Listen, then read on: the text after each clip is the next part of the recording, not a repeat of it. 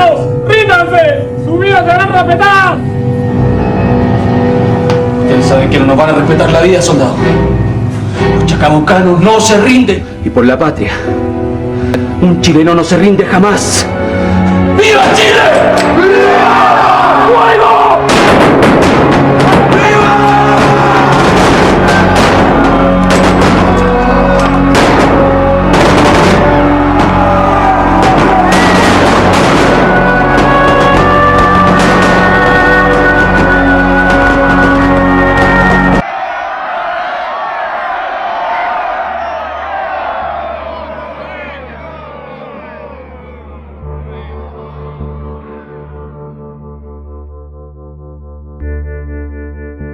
Esas fueron las últimas palabras del cabo Tachuela, como le decían por su pequeña estatura, Luis Cruz Martínez, estudiante del Liceo de Curicó de tan solo 15 años de edad, para luego ser torturado, acribillado y descuartizado producto de los desgobernados impulsos de las salvajes montoneras victoriosas tras ejecutar un inhumano ataque de tenazas y persecución del cual nunca se tuvo noción.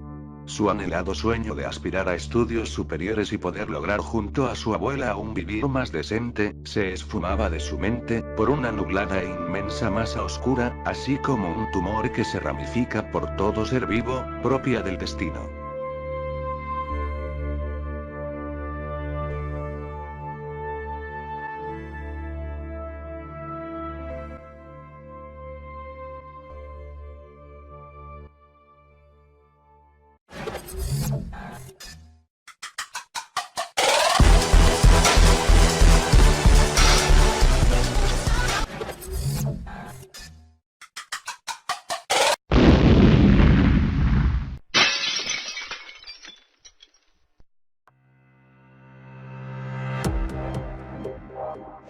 La guerra, es una ingenuidad proporcionalmente repugnante, simbología premonitoria dentro de nuestra humanidad, que se deshace y rehace una y otra vez, detonando el fracaso entre dos o más sujetos, arrasa con los pueblos, incluso llegando a destruir etnias completas o muchas veces comunidades pasivas, que en su cotidianeidad radican a la pauta del exclusivismo de los acaudalados y del individualismo.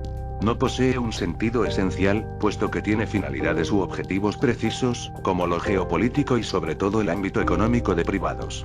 Es una lucha de poderes, que no posee límites, es desmedida y consecutivamente deplorable. La guerra actual y formalmente es una institución de derecho público, pero literalmente es más que todo lo antes dicho. La guerra ha sido y será un movimiento nacional y cultural a lo largo de nuestro orbe, es duro manifestarlo, pero además de ser ese hueco oscuro, del que no nos hemos logrado dejar de desplomarnos a lo largo de siglos de historia, nos ha contribuido en nuestro desarrollo íntegro y vital, como el de nuestra evolución tecnológica y científica. Una verdad bastante dolorosa, pero la cruda y sincera realidad. Y que no tan solo, su significado ha sido tema de crítica por puño y letra de historiadores, sino que también de escritores de ficción, filósofos, caudillos militares y compositores. Pero no caigamos en el primer elemento, la realidad no supera la ficción, puesto que en una guerra puede ocurrir fenómenos completamente inesperados, y precisamente donde aquí y ahora, presenciarás uno de esos desmanes, una de esas tuercas que lo desprograma todo, ese relato deshecho que comienza a encontrar algo de coherencia, aquel libro lleno de dinámicas nacionalistas y simbologías patrioteras o militares conservadorcitas, donde podemos apreciar aventuras épicas como la de Bolívar, Washington, San Martín, o O'Higgins, bandos o muchos más. Lo que presenciarás en segundos, está muy lejos de llegar a ello, por lo cual te invito a acomodarte y prestar atención al monitor, porque lo que a continuación tus ojos presenciarán, harán de reprochar a tu conciencia de que no hay acto más siniestro, oscuro y terrible que una guerra. La llamada Guerra del Pacífico o Guerra del Salitre, fue un conflicto cuya principal se originó en Chile, cuando el gobierno del presidente boliviano Hilarión Daza decide incrementar el impuesto de salitre exportado desde el norte chico, que desde ese entonces era boliviano y su mineral considerado uno de los fertilizantes más usados en el mundo industrial. Como el Estado Mayor chileno, se resuelve a solicitar explicaciones, el boliviano en respuesta decide rematar las principales faenas mineras. El presidente Aníbal Pinto, para evitar semejante acción, se las arregla para enviar una expedición, cuyo principal objetivo es impedir aquel suceso. Pasan los días y gracias a un abogado, que cumplía el rol de agente secreto en el Perú, y que por cierto se habría hecho amigo de confianza del presidente Pardo, el gobierno nacional se entera de un pacto de alianza defensivo obviamente secreto, que Perú y Bolivia habían firmado 6 años antes. Meses después ambos se declaran formalmente la guerra. Y comienza una ocupación militar en Bolivia que posteriormente termina encajonada en el norte del Perú, donde se desatan diversas batallas. Y hay actos de violencia, evidentemente, pero por ambos lados. Luego de la derrota chilena en el Tarapacá, las tropas nacionales comienzan a desplazarse hacia la zona austral peruana, donde un 26 de mayo del año 1880 se desata el combate del campo de la Alianza o la batalla de Tacna, que se consideró en una de las más fundamentales para el desarrollo de la campaña. Aquí el ejército aliado tuvo bajas considerables, mueren 500 chilenos y más de 2000 enemigos. Por otra parte, naciones como Perú y Bolivia estaban padeciendo choques y crisis internas. Prado sufre una sublevación del ejército peruano, que concluye con el triunfo y la aparición de uno de sus peores enemigos políticos, un dictador militar llamado Nicolás de Piérola. En Bolivia ocurre lo mismo, sin embargo Daza logra salvar el pellejo y escapar, exiliándose en el extranjero. La guerra asciende a escalas mayores, a favor del ejército chileno, que logra situarse a casi a unas cuadras de la compuerta, que conlleva a Lima. Esa compuerta es la batalla de Chorrillos. Según la historia oficial, y la que nos convoca según las fuentes peruanas, chilenas y bolivianas, pues, una vez que el ejército chileno logra vencer en Chorrillos, aquel distrito es ocupado por los vencedores. Y aquí los disturbios recién comienzan. Con saqueos durante la noche, incendios en las propiedades y rancheríos, asaltos y saqueos. La típica barbarie y acciones cometidas en una guerra. Y más cabe destacar que una buena parte de los soldados estaban conformada por peones y gañanes, hombres sin educación, algo violentos y con una condición socioeconómica relativamente escasa, señores de la miseria y de la mediocridad, como eran considerados en el siglo XIX y todo lo que sería el XX. El coronel peruano Miguel Valle Riestra fue testigo ocular de esas oscuras horas de la mañana. Más cabe destacar que fue hecho prisionero por las fuerzas chilenas. Veamos qué nos dice su testimonio. Al comenzar estas líneas me encuentro tentado en poner punto final a mi trabajo. Lo que voy a narrar es una lección para la nación chilena, y la grave falta que sus soldados cometieron, conviene se recuerde.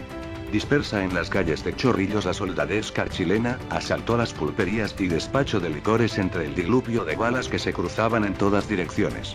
Las pipas de vinos eran desfondadas a culatazos, los piscos rotos a balazos, las botellas descogolladas al golpe seco del corvo, tinto en sangre enemiga y amiga. Y pocos minutos después 14.000 chilenos estaban borrachos en las calles del Versalles peruano, siendo la oficialidad impotente para contener el desborde, que, repito, era más espantoso que una derrota. En esta, la mancomunidad de la desgracia y de los peligros une a los hombres, pero lo que pasaba en Chorrillos, había relajado, olvidado y atropellado toda subordinación. El delirium trims dominó al ejército invasor por completo.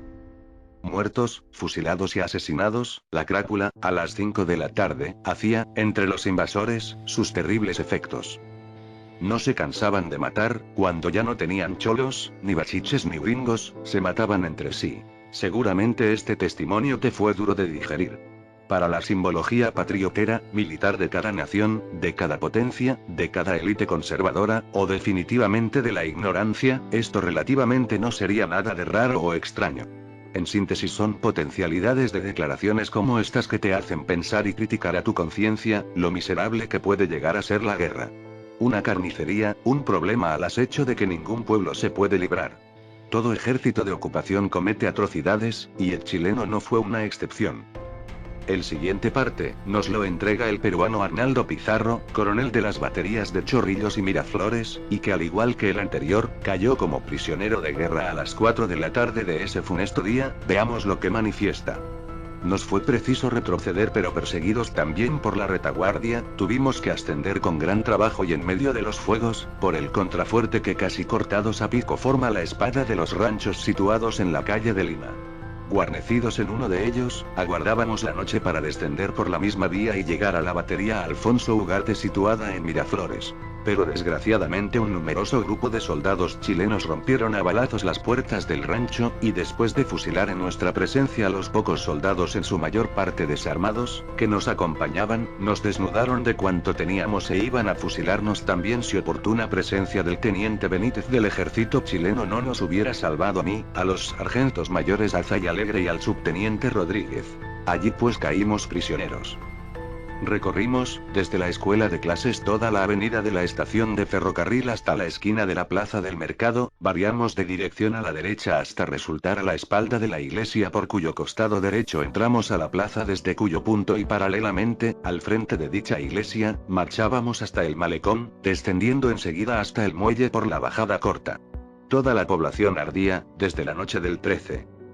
Está en la conciencia de todos y muy en especial en la de nosotros que en la condición de prisioneros contemplábamos inertes la destrucción y al incendio desde nuestra elevada posición y puedo asegurar que hasta las 6 de la tarde, de ese día, no ha habido incendio alguno en Chorrillos. En las calles hubo tiroteos parciales entre la tropa chilena y algunos de nuestros dispersos que al replegue a Miraflores fueron perseguidos por los primeros. Pero no fue nunca lugar de combate, ni estuvo preparado para ello. Creo haber relatado cuanto se dé importancia al respecto. Sírvase aceptar la estimación y respeto de su atento y seguro servidor, Arnaldo Pizarro. Un soldado chileno llamado Hipólito Gutiérrez, concuerda con los soldados peruanos, sin embargo ningún peruano denota sinceridad, al hablar de los torpedos esparcidos en los suelos de Chorrillos. A las 10:30 cuando se cortó el combate, pero haya una acequia de agua que corría, pero el agua iba colorada en sangre de los cuerpos muertos que habían adentro y en Chorrillos se estaban reuniendo todos los que estaban arrancando. Estuvimos como 2 horas y salimos de ahí para Chorrillos como entre las 12 y las 11 del día y muchos regimientos más y de los otros regimientos iban pisando torpedos y reventaban, caían y 3, 4 soldados y a nosotros tuvimos la suerte del no los tocó ninguno hasta que empezaron a conocer a dónde estaban los torpedos, y les ponían señas para que no pasasen otros regimientos a fatalizarse o les dejaban centinelas al polvorazo. Quedaron esas trincheras de cholos muertos sin ponderar nada, quedaron hecho pila todos con las cabezas destapadas a donde asomaban las cabezas nomás en la trinchera y chilenos pocos, uno que otro, y así sucesivamente.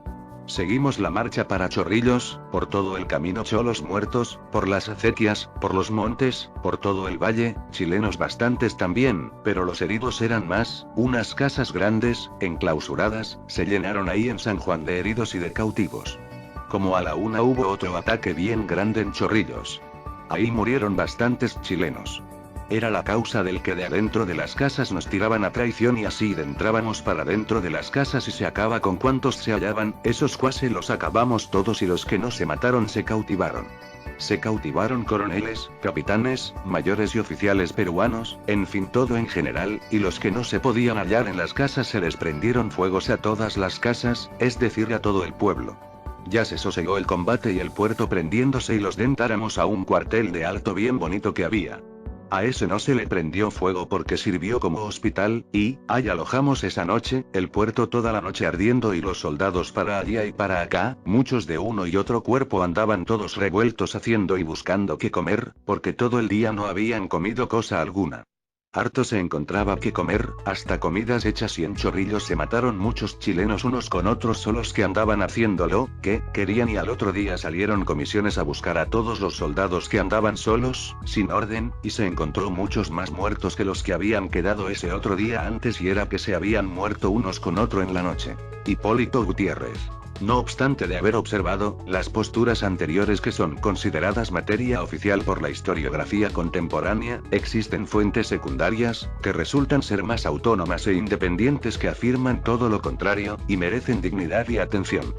Ciertas versiones peruanas del desastre de Chorrillos indican que la destrucción del poblado se habría efectuado a vista y paciencia de los jefes chilenos, si es que estos no estimulasen la destrucción. La realidad parece haber sido distinta, si consideramos los recuerdos de un oficial naval francés llamado Mr. León, que en calidad de observador estuvo destacado en el Estado Mayor chileno.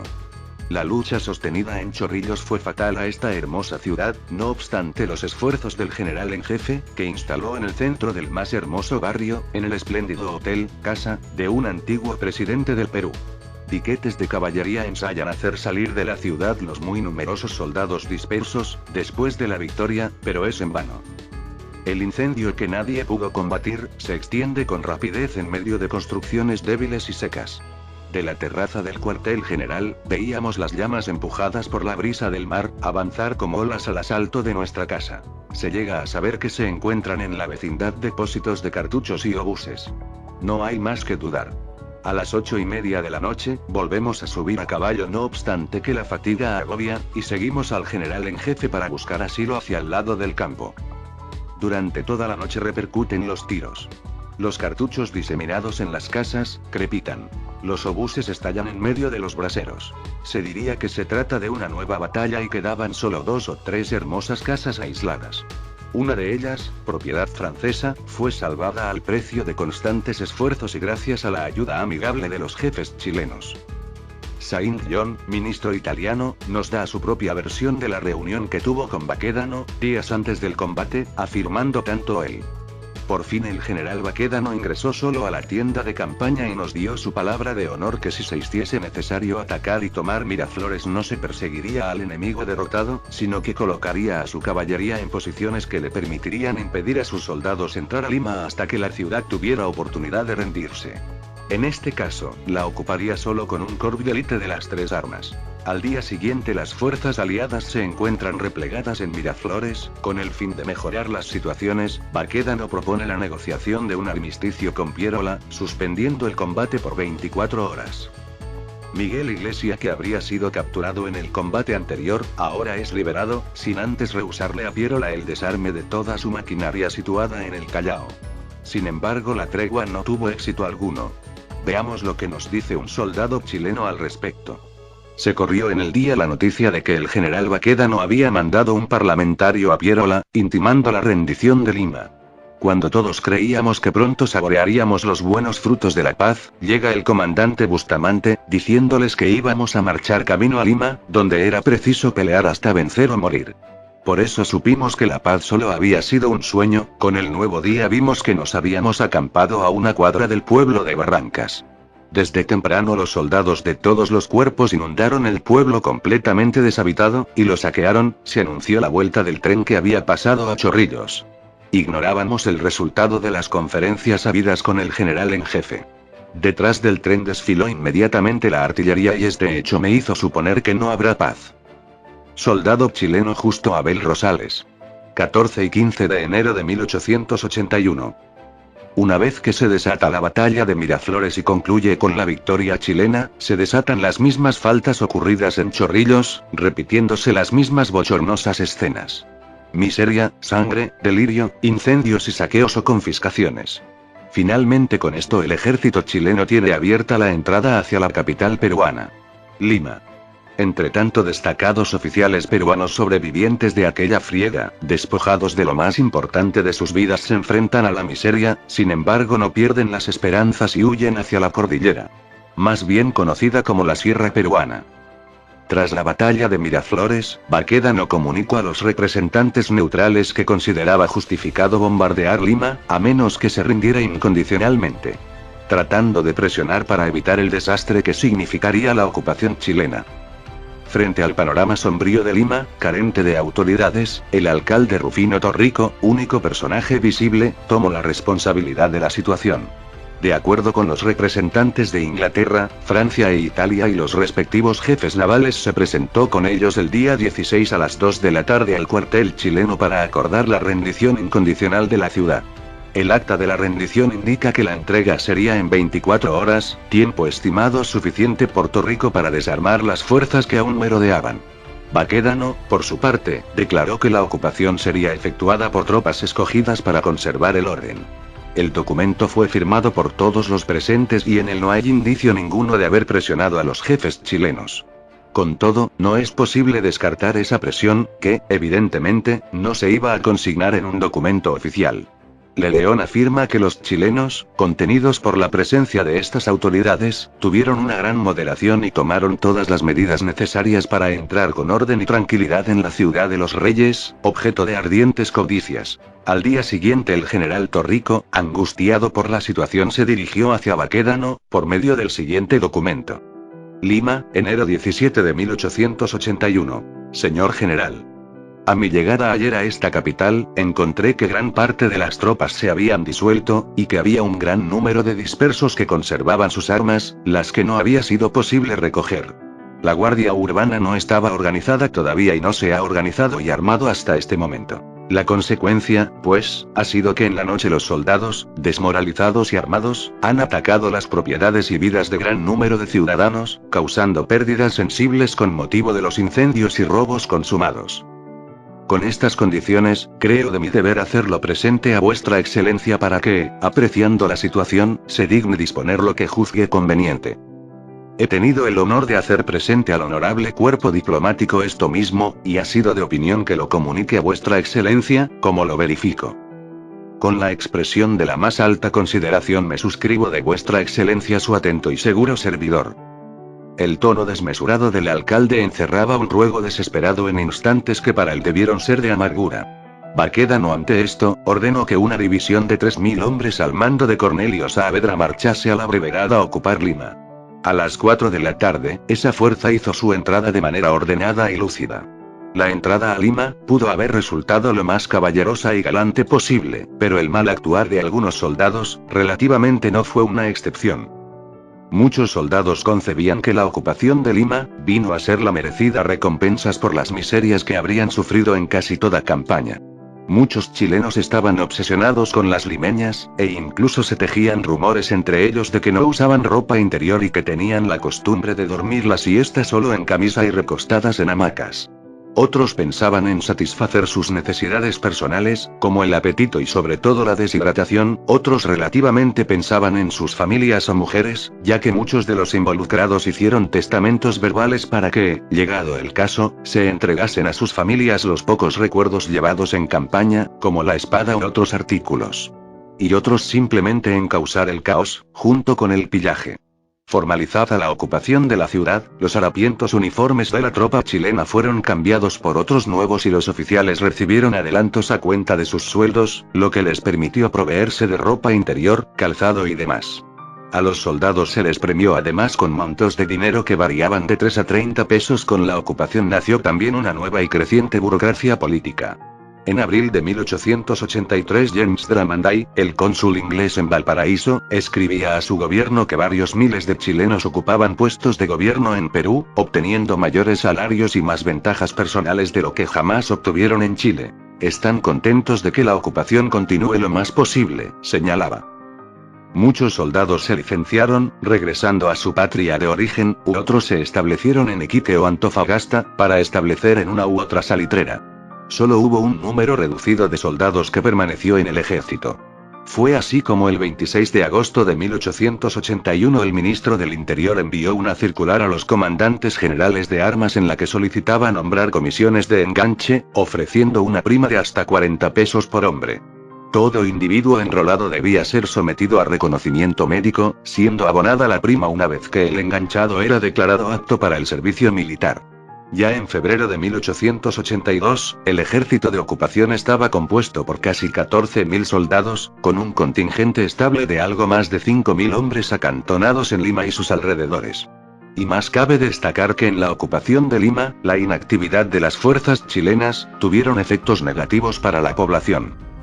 Por ejemplo, era frecuente que soldados se pararan en los portales a molestar a los que calificaban como lechuguinos limeños que tenían la poca vergüenza de pasearse por ellos estando su patria invadida por el enemigo. Alberto del Solar narra una anécdota que, si bien puede resultar simpática, encierra lo que quizás era la opinión generalizada en Lima respecto de los chilenos. En una ocasión, en la esquina de un portal, un oficial golpeó involuntariamente a una joven limeña. Después de pedirle las disculpas correspondientes, la mujer lo excusó llamándolo tocayo. Intrigado, el militar preguntó el porqué del comentario, ante lo cual la mujer le respondió: "Mi nombre es Bárbara". Otra noche, un grupo de mujeres se presentó a la guardia de uno de los destacamentos de la ciudad, acusando a un grupo de soldados de todo tipo de vejaciones, en una casa frente a la de ellas. El hecho no tenía explicación, pues ningún militar había sido visto atravesando la única puerta de la casa, ni menos se habían visto soldados transitar por la calle. Cuando un oficial investigó la situación, descubrió en la vivienda ocupada por los chilenos un pasadizo subterráneo que conducía directamente a la casa de las afectadas. Es precisamente que ante este estado de desmoralización e indisciplina Lynch, en el mes de junio del año 1881, decide actuar, expulsando a algunos oficiales con el objeto de preservar la instrucción, moralidad y disciplina del ejército. Muchos oficiales y soldados establecieron fuertes vínculos de amistad con familias peruanas que se extendieron más allá de la guerra. Pese a las fuertes contribuciones de guerra impuestas a las familias más ricas de la ciudad, la presencia chilena dio a los sectores respetables de la población una seguridad poco habitual. Algunos estimaban incluso que restaurar el antiguo orden de las cosas era aspirar a descender. Entretanto, la situación interna, en el Perú, se pone compleja, ya que el presidente huye, junto con las tropas hacia la sierra. Sin embargo, a pesar de que Bolivia formalmente se retira de la guerra, tersamente se da la existencia que cuerpos políticos en el ejército están bajo alianza de Pierola, y les preocupa más que nadie la situación vivida a esas complicadas horas de incertidumbre. Varios batallones tanto de Arequipa, Cajamarca y Chosica, se sublevan y principalmente piden la salida del yugo presidencial de Pierola. Lo que a fines de 1881, lo obligan a renunciar. Él parte hacia Europa. Entretanto, por la aristocracia limeña y bajo aceptación de Lynch, Francisco García Calderón, antes senador de Arequipa, es nombrado como presidente provisional de la República del Perú, siendo establecido en el pueblo de Magdalena Vieja. Eso sí, mucho antes de que Pierola dejara el poder. Hay que comprender la existencia de lucha entre bandos. Para el de los civilistas, del cual estaba a la cabeza Calderón, su objetivo principal era poner fin a la guerra sin antes ceder a Chile ni uno de los territorios del Tarapacá y Arica. Mientras Pierola, y otros cuerpos del ejército conciben terminantemente en darles el gusto. Dentro de esta utopía, aparece otro factor que complicara aún más las cosas. La intervención norteamericana. Calderón se niega profundamente a la cesión de territorios. Sin embargo, trata de salir de este entrampamiento, y acepta pagar una indemnización razonable a Chile por los gastos de guerra. Esta posición contó con el respaldo de los Estados Unidos. El día 25 de agosto de 1881, el embajador de los Estados Unidos en Perú, Mr. Harlbat, envió una carta al contraalmirante Patricio Lynch, el jefe de las fuerzas de ocupación chilena, donde le informaba concretamente y en pocas palabras que los Estados Unidos apoyarían al Perú en el sentido de no ceder un pie de su territorio a menos que se demostrara que el Perú no iba a ser capaz de pagar una indemnización de guerra de alguna otra manera. Lynch no contestó la nota, aunque la posición estadounidense debió sin duda inquietar a los chilenos. El día de 18 de septiembre, asumió en Chile el presidente Domingo Santa María. El día 26 del mismo mes en el que los chilenos tomaron posesión de la caja fiscal del gobierno peruano y embargaron sus fondos en el Banco de Londres. El día 28, por bando, Lynch declaró que solo subsistían las autoridades municipales, con lo que suspendía el gobierno de García Calderón. El 6 de noviembre, Calderón es arrestado y enviado a Chile. Tras la deportación de Calderón, Lizardo Montero, vicepresidente de la República, asume el cargo del Poder Ejecutivo. Posteriormente habilitó un congreso, donde penetró cada fuerza estaba situándola. En diversas zonas del Perú. Por un lado estaban las fuerzas civilistas, de Calderón, establecidas en la Magdalena, mientras las fuerzas restantes se concentraban por el norte al mando de Miguel Iglesias, centro de Andrés Avelino Cáceres y sur de Lizardo Montero. Solamente que estas fuerzas eran del bando pierolista y estaban ubicadas en los Andes peruanos. Y hay algo más que ocurre, tras la sublevación del ejército pierolista, que termina con el exilio del dictador Nicolás, aparece una nueva esperanza y elección a la vez para el ejército peruano. Y esa única esperanza es el general Andrés Avelino Cáceres. Los amotinados inclusive, le proponen el cargo de presidente, pero este rehúsa y se presenta ante el nuevo presidente del Perú. Lizardo Montero. Quien lo nombra jefe político y militar. Avelino Cáceres, dentro de su establecimiento geográfico, introduce una nueva práctica de resistencia. Cáceres era de un soldado valiente y decidido, que con mucha cooperación, carisma y fuerza, además descendiente de los indígenas serranos, consigue levantar a las poblaciones de la cordillera, organizando una suerte de guerrillas en la sierra peruana, que tuvo de cabeza al mando chileno. Pronto se vieron obligados a ingresar a esos territorios difíciles y complicados, calurosos en el día, gélidos en la noche, llenos de valles estrechos, acantilados y murallones infranqueables para perseguir e intentar aplastar la insurrección peruana. Ahí, las enfermedades. La primera expedición a la sierra ocurrió el 15 de abril del año 1881, y fue un completo desastre. el general Pedro Lagos mandó al coronel Ambrosio Letelier a explorar aquellas zonas. El objetivo era eliminar las montoneras que se encontraban en las afueras de Lima, hasta llegar a Junín. Letelier se comportó como un verdadero conquistador, ya que mató, violó y robó todo cuanto pudo. Se desatan batallas intensas como la de Sangrar, que termina con 73 soldados muertos, la de Pachia, de Motupé y Guadalupe. Cuando regresó a Lima fue enjuiciado por el mismo ejército, pero ni eso, ni los desvanes cometidos en la campaña, no erradicó jamás el odio profundo de los habitantes serranos. Por otra parte, Patricio Lynch llega a ocupar el cargo de general en jefe del ejército en Lima. Por lo cual el 24 de agosto el nuevo ministro norteamericano comunicó a Lynch por medio de un memorándum que Estados Unidos no aceptaría una paz concesión de territorios, alentando al gobierno de la Magdalena y exigiendo a Pierola y Cáceres someterse a él para unir al Perú. Sin embargo, el ascenso de un nuevo ministro plenipotenciario, en el mes de septiembre, declara la neutralidad norteamericana en el conflicto, por medio de un tratado que se firmaría un año después, en Viña del Mar. Desde la retirada de Letelier en 1881, la sierra era controlada por Cáceres, que tenía su cuartel general en Chosica, a las puertas de Lima, con aproximadamente 2000 hombres. Con la intención de eliminar las fuerzas de Cáceres y dar paso a la celebración de la paz, el gobierno chileno quería cuanto antes enviar una expedición a la Sierra Central. Ante esto, el comandante en jefe de ocupación Patricio Lynch planificó un movimiento de tenazas y persecución contra estas fuerzas, aunque también con la intención de ganarse el corazón y la mente de los habitantes de la sierra con un trato justo que los liberaría de las arbitrariedades de las montoneras. Las tropas cobrarían solo la contribución prevista y justa, pero serían implacables en la persecución de delitos. El 1 de enero de 1882 salieron de Lima 3067 hombres al mando de Lynch por el camino a Canta, desde donde debían caer sobre la retaguardia de Cáceres en Chosica. Unos días más tarde salió la división del jefe del Estado Mayor y coronel José Francisco Gana con 1556 hombres directamente a Chosica, a donde llegó el 8 de enero. Ambas divisiones debían llegar simultáneamente y así sorprender a las montoneras, pero la división de Lynch no llegó sino hasta el 14 de enero, cuando Cáceres había retirado sus huestes a Tarma evitando ser rodeado. Lynch, ante el fallo, regresa a Lima a ocupar el cargo de general en jefe. A este punto Lynch pensaba en ignorar la expedición, pero el nuevo presidente chileno Domingo Santa María ordena continuar la campaña, mientras los chilenos comienzan con la travesía de la cordillera el 19 de enero, con 2300 hombres al mando de Gana pasando por Casapalca, Morococha, llegaron a La Oroya el 23 de enero oportunamente antes que un piquete cacerista cortara el puente. El 25 de enero los chilenos ocupan Tarma sin resistencia, pero las fuerzas peruanas habían enfilado ya a Jauja con destino a Ayacucho. Cuando una partida de reconocimiento chileno descubrió que no estaban demasiado lejos, Gana ordenó su persecución y el 1 de febrero ocupó Jauja y transfirió el mando y las órdenes recibidas al coronel Estanislao del Canto, regresando él a Lima. Del Canto dividió sus fuerzas en dos contingentes, uno bajo su mando directo y el otro bajo el mando del coronel Eulogio Robles Pinochet.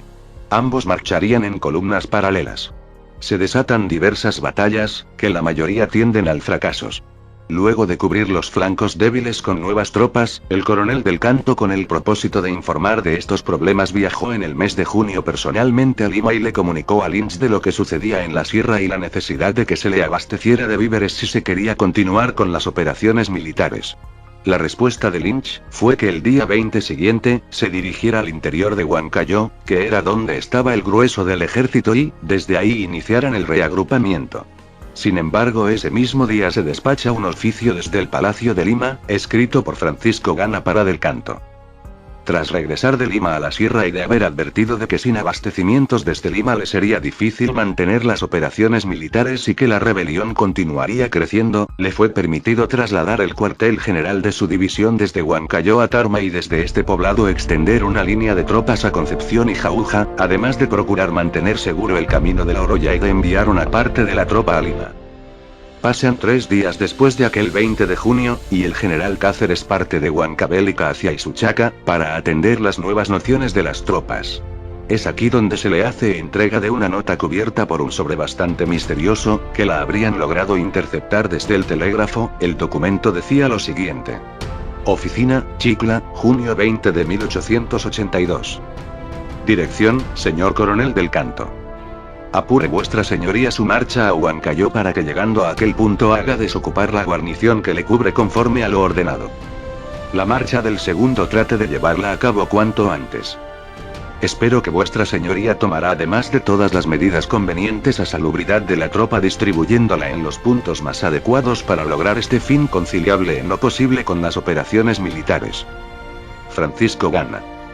Este mensaje, cuya obtención, fue posiblemente obra de su grupo de espionaje, o tal vez de un descuido del mismo Gana, principalmente dio pie a que Cáceres inicie una ofensiva general contra las fuerzas chilenas apostadas en la sierra peruana.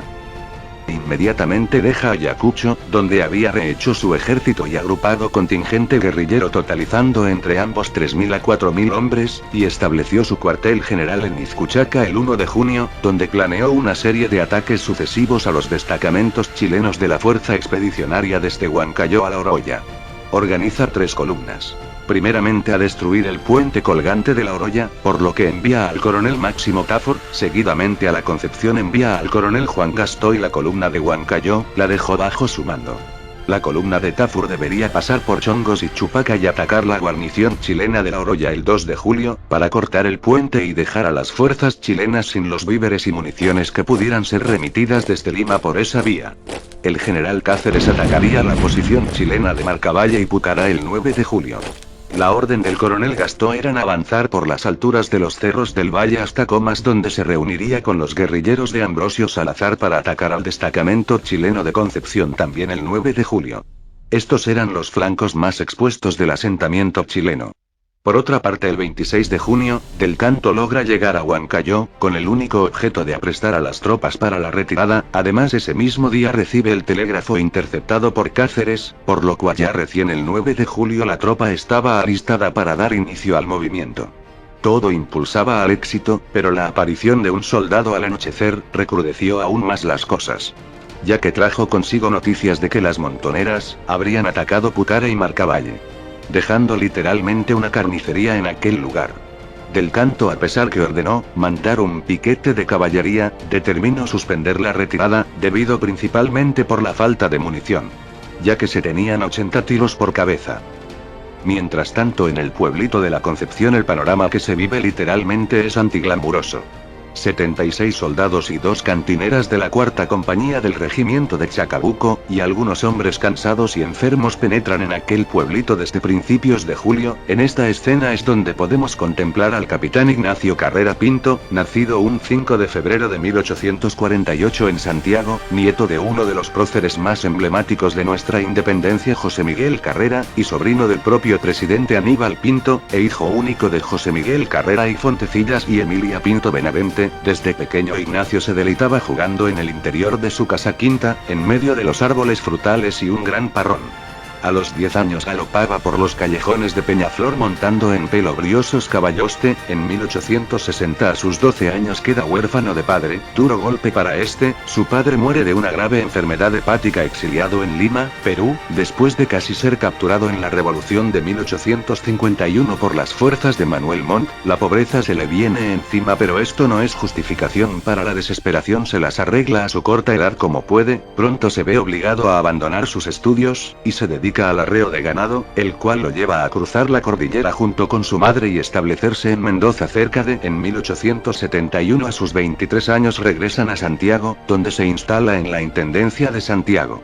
La guerra estalló cuando él solo tenía 31 años de edad. Fiel a su tradición familiar, abandona en el acto lo que más quería para enrolarse en el ejército voluntariamente. Tradicionalmente él era un Carrera y como tal iría al frente de batalla para ser un digno hijo de la raza chilena. Se alistó como sargento en el Regimiento de Infantería Esmeralda. Allí Carrera tomaba parte en los exhaustivos ejercicios de combate en pleno desierto, bajo el mando directo del coronel Santiago Amengual. Participó activamente en la batalla de Tacna y Arica, la captura del puerto de Pisagua, batallas en las que demostró su espíritu de lucha, de sacrificio, de responsabilidad y de compañerismo, lo cual fue debidamente reconocido por sus superiores y subalternos. Llega 1880, como todos sabemos, el ejército chileno consigue la entrada a Lima y nuestro héroe es ascendido a teniente coronel, otorgándosele una corta licencia para visitar a los suyos en Santiago. Sería su último viaje a la tierra natal. El adiós a sus verdes campos, a sus límpidos cielos, a sus entrañables amistades. Había asistido con su madre, hermanos y novia a una comida de despedida que le dieran sus amigos y parientes. Al agradecer, de pie, la cariñosa manifestación de afecto, dijo unas palabras que presagiaban un destino aciago, pero glorioso. Voy a la guerra, expresó, a dejar en alto el ilustre nombre de mis antepasados, los generales Carrera, o a buscar una bala loca en el combate. Si no vuelvo, por lo menos mi corazón regresará a Chile. Ahora levantaba polvo en los cerros del Perú bajo un sol que calcinaba, cargando consigo cada uno los pesados fusiles Coblin, las mochilas con una frazada y péroles, con uniformes muy gruesos para el calor serrano. La Concepción era el último punto de la avanzada chilena, un pueblo alejado de kilómetros de las tropas chilenas más cercanas, rodeado de cerros y con un solo camino que es la salida, una ratonera diría el soldado más experimentado. Allí en el establecido cuartel de la iglesia lo estaría esperando Julio Montt Salamanca, el cual estaba convaleciente de tifus con 11 soldados, los cuales estaban gravemente enfermos de tifus y viruela junto con 2 cantineras. Una estaba embarazada y a punto de dar a luz a un hijo. ¿Te has puesto a pensar lo que debe sentir un ser humano enfermo de tifus o viruela? Ponte en el lugar de estas personas. Si fueras una de estas personas y no sabes si volverás donde tu familia, tus seres queridos, no sabes si seguirás con vida, o la manera horrenda en la que puedes morir dentro de un conflicto armado, ¿cómo crees que se habrían sentido las cantineras con su esperanza de ser madre? Con un hijo a punto de dar a luz, pero se asoma ese oscuro pensamiento el cual te recalca que estás en una guerra, y posteriormente no sabrás qué mala jugada te tiene preparado el destino. Hay algo que me faltó mencionar, y es que el capitán anterior Pedro María Latapia, que le correspondía establecerse en la Concepción, tenía cientos de enfermos esparcidos por todo el poblado, más cabe mencionar que les faltaba alimento y medicamentos. Es aquí cuando el general de ocupación Estanislao del Canto actúa y manda a todos estos enfermos junto con el general Latapia al hospital de Jauja, otro poblado de la sierra, acompañados de escolta por 2 compañías. Es aquí cuando Carrera Pinto se queda sin apoyo, solo con 76 soldados y 2 cantineras. El objetivo fundamental de la evacuación era rescatar a miles de soldados chilenos agotados y enfermos que aún no veían el peor momento de una campaña infernal. Pero el sábado 8 de julio, un día antes de la posible desocupación, el obispo peruano Manuel Teodoro del Valle sabe todo el movimiento que están realizando las fuerzas chilenas dentro del pueblo de la Concepción. Ese día, recién cayendo la noche, llega el capitán Juan Gastoy Ambrosio Salazar junto con sus ejércitos a acampar a San Antonio de Ocopa, establecimiento de aquel tato, y este obispo se dirige hacia aquella comitiva peruana y le relata absolutamente todos los movimientos chilenos en el poblado. Siendo uno de los espías de brazo derecho de la corte de Cáceres, desde ese mismo día se pone a la cabeza junto con la soldadesca, en la organización de un complot, bastante siniestro y catastrófico, pero propio de una guerra. Ese mismo 9 de julio, como mencioné anteriormente, las cansadas tropas chilenas iniciaron la operación de replegue abandonando Huancayo en dirección a la Concepción, pero estas fueron atacadas repentinamente por Cáceres y se desató el caos. Debieron retroceder y refugiarse en otro poblado donde ganaron fuerza y pudieron resistir. Del Canto, luego de la batalla, que aumenta el volumen de muertos y heridos, decidió que descansarían esa noche antes de que se movieran a la Concepción. Ese mismo día se celebraba el día de San Feliciano en la Concepción, por lo que los pobladores realizaron la procesión acostumbrada al santo del pueblo. Los oficiales chilenos fueron invitados por los italianos a un almuerzo en el Hotel Wilfo. Todo era una trampa. El capitán Carrera Pinto desconfió de ambos sucesos ya que esperaba un ataque en esos días, mantuvo a la tropa acuartelada y acondicionó defensas en la plaza. 11 de sus soldados estaban enfermos de tifus. A las 11 de la mañana, asistió a un almuerzo, principalmente organizado por el arzobispo y Ambrosio Salazar y la respectiva cooperación del dueño del edificio, el italiano Robert Wolfo. Hasta el momento todo está tranquilo y en perfecto orden. Carrera Pinto, Cruz Martínez, Pérez Canto y Montt Salamanca, se encuentran sentados en una mesa reservada, especialmente para su estadía, con casi toda la montonera exotérica entre sus narices, en el entorno, en el momento, pero no lo percatan. De pronto llega el correo. Cartas, correspondencias de Chile, de la lejana y querida tierra, y también de las autoridades establecidas en Lima. Una de ellas para don Ignacio. Pues fue la primera y una de las últimas, que escribiría, firmaría y despacharía el resto de su vida. La presente decía lo siguiente. Comandante del Cantón Militar de la Concepción, julio 9 del año 1882. En el acto de recibir su nota de fecha 8 del que rige, procedo a dar cumplimiento a lo ordenado por usted. Lo que comunico a usted. Para su conocimiento y demás fines. Dios guarde a usted. Ignacio Carrera Pinto. Al señor coronel jefe de la división del centro. No se sabe a qué se debió, pero la mayoría de las fuentes indican que sería un sin novedad, además un indicio de que la compañía estaría lista para la retirada, que formalmente se debía de haber llevado a cabo ese mismo día. La montonera dejó llegar el correo hacia Huancayo, haciendo comprender que la división chilena estaba sin peligro. A las 12:30 los oficiales habrían comenzado a almorzar. Aquella comida insípida que a las 2:30 de la tarde, finalizó violentamente con el estampido de un disparo a lo lejos, en el momento Carrera Pinto es invadido por la adrenalina. Inmediatamente sale al exterior y lo que ve, hace que su corazón le palpite más y más y más, y que el nerviosismo y a la vez temor se apiade de su cuerpo.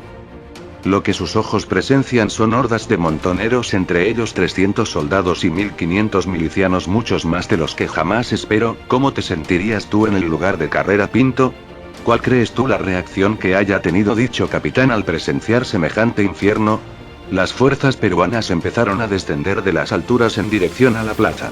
Los guerrilleros con Ambrosio Salazar por el sur desde el Cerro El León y los soldados de Juan Gastó por el norte desde el Cerro Piedra Parada.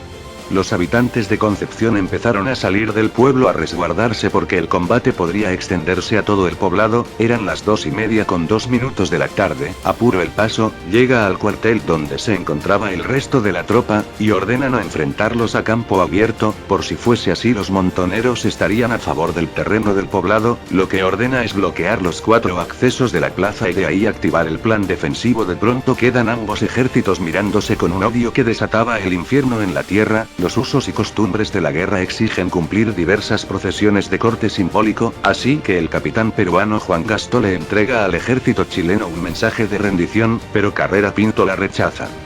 Ejército del Centro. Comandancia General de la División Vanguardia. La Concepción, julio 9 de 1882. Al jefe de la guarnición chilena de la Concepción. Presente.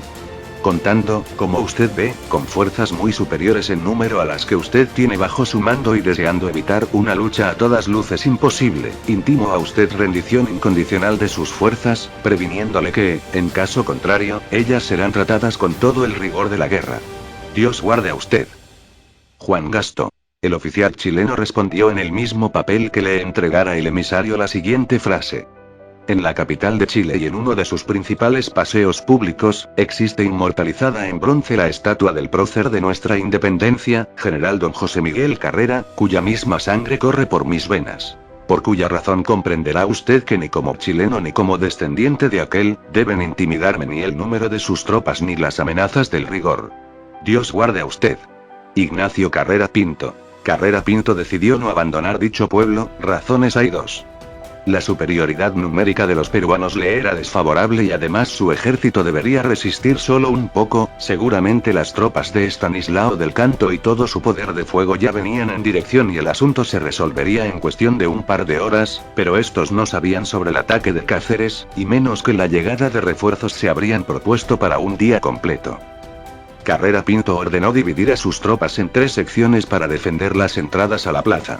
En la esquina del norte, Pérez Canto; en la del noroeste, Cruz Martínez; en la del sudeste, Mont Salamanca; y en el sudoeste el mismo Carrera Pinto, dividiendo las tropas proporcionalmente en cada posición.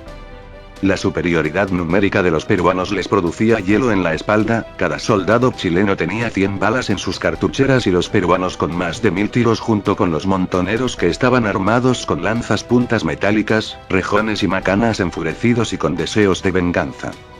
Los soldados chilenos sabían que los indígenas de la zona manejaban prácticas muy agresivas y que no solo dejarían prisioneros, sino que los castrarían, los mutilarían, los matarían de maneras atroces.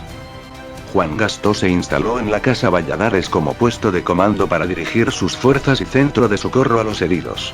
El ataque peruano recién comenzaba, incluyendo francotiradores en los techos y ventanas, abalanzándose desordenadamente y gritando, hasta que los chilenos retrocedieron hacia el centro de la plaza donde, por ser una posición muy expuesta, se replegaron ordenadamente al cuartel que tapiaron con muebles.